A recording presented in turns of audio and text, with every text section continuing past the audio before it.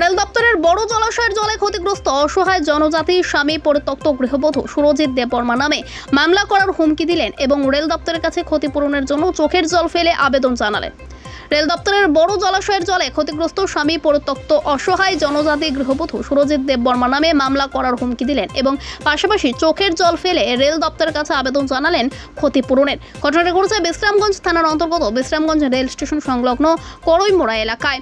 Bishramganj rail station সংলগ্ন করইমোড়া এলাকায় অসহায় স্বামী পরিত্যক্ত জনজাতি গৃহবধূ বিনন্দিনী দেববর্মার বাড়িতে গতকাল অর্থাৎ সন্ধ্যার পর হঠাৎ করে রেল দপ্তরের বড় জলাশয়ের বাঁধ ভেঙে বাড়িঘরে ঢুকে যায় জল। হঠাৎ করে ঘরের মধ্যে কোমর সমান জল দেখে আতঙ্কিত হয়ে পড়েন বিনন্দিনী দেববর্মা, কৃষ্ণ দেববর্মা, যুগল দেববর্মা, অজিত দেববর্মা এবং রত্না দেববর্মা।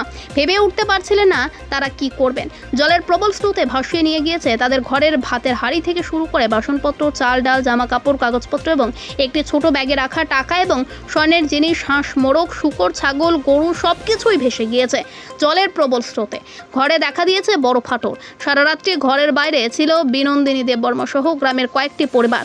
খবর পেয়ে প্রতিবেশীরা ছুটে এসে তাদের বাড়িতে এবং প্রবল জলের স্রোতের মধ্যে ঘরে থাকা সব সামগ্রী উদ্ধার করে। রবিবার দিন সকালবেলা সংবাদ মাধ্যমের সামনে কথা বলতে গিয়ে কেঁদে ফেলেন অসহায় স্বামী পরিত্যক্তা গৃহবধূ বিনন্দিনী দেববর্মা। তার অভিযোগ, শান্তিতে বসবাস করতেন তিনি এই বাড়িতে। বেশ কয়েক বছর হয়েছে তার স্বামী সাধন দেববর্মা তাকে ফেলে দিয়ে চলে যায়। তারপর থেকে সে দিনমজুরি করে দুই ছেলেকে নিয়ে বসবাস করছে এই বাড়িতে।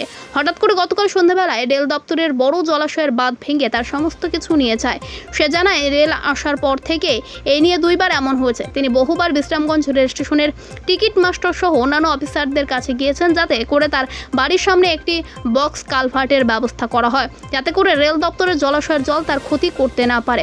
তিনি গিয়েছিলেন বিশ্রামগঞ্জ রেল স্টেশনের নিরাপত্তার দায়িত্বে থাকা আরপিএফ পুলিশের কাছে। তারাও বলেছেন বিষয়টি তারা রেল দপ্তরকে জানাবে এবং রেল দপ্তর প্রতিশ্রুতি দিয়েছিলেন এক সপ্তাহের মধ্যে তার বাড়ি সংলগ্ন জায়গায় একটি বক্স কালভার্টের ব্যবস্থা করে দেবে, কিন্তু করেনি। প্রতিশ্রুতি দিয়েছিলেন বিশ্রামগঞ্জ রেল স্টেশনের রেল দিয়ে পাথরের ঠিকাদারি করা মধুপুর এলাকা সুরজিৎ দেববর্মা। বহুবার সুরজিৎ দেববর্মার কাছে গিয়েও অসহায় বিনন্দিনী দেববর্মা আবেদন জানিয়েছিলেন, কিন্তু কাজের কাজ কিছুই হয়নি। তিনি রেল দপ্তর এবং সুরজিৎ দেববর্মার কাছে বহু আবেদন অনুনয় বিনয় করে বলেছেন, আমার ক্ষতি করবেন না আপনারা।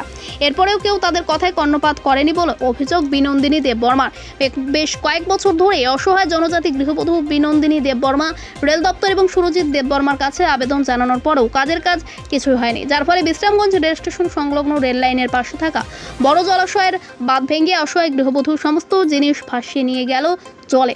ঘরে দেখা দিয়েছে বড় ফাটল। এখানে অবস্থায় অসহায় জনজাতি স্বামী পরিত্যক্তা গৃহবধূ বিনন্দিনী দেববর্মা রবিবার দিন সকালবেলা সংবাদ প্রতিনিধির সামনে দু চোখের জল ছেড়ে দিয়ে রেল দপ্তরের কাছে ক্ষতিপূরণের আবেদন জানিয়েছেন এবং পাশাপাশি রেলের পাথরের ঠিকাদার সুরজিৎ দেববর্মার বিরুদ্ধে মামলা করবেন বলেও তিনি জানিয়েছেন। গতকাল রাত্রিবেলা থেকে রবিবার দিন পর্যন্ত তিনি তার বসত ঘরে থাকতে পারেনি। খোলা আকাশের নিচেই পরিবারের সদস্যদের নিয়ে রাত কাটাতে হয়েছে বলেও জানিয়েছেন।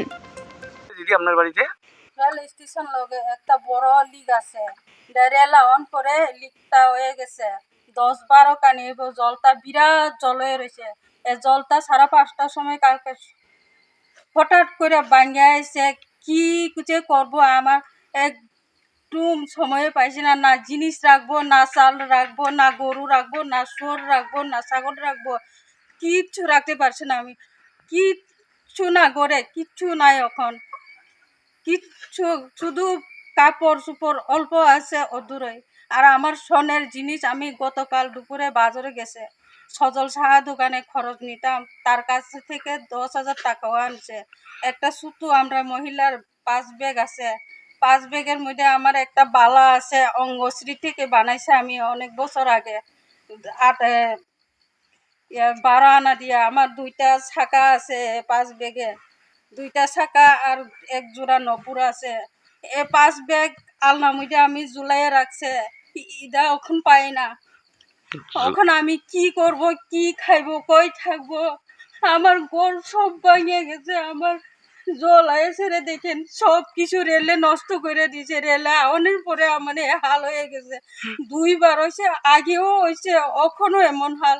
কয়েকদিন আগে আমি রেল স্টেশনে যাইয়াছে, টিকিট মাস্টার অফিসারের লগে কথা কইছে। তারা কয় স্টেশনের পুরা প্ল্যাটফর্মে জল আয়াছে, বানের মধ্যে আয়া একদম গোঠো বানিয়ে লাইছে।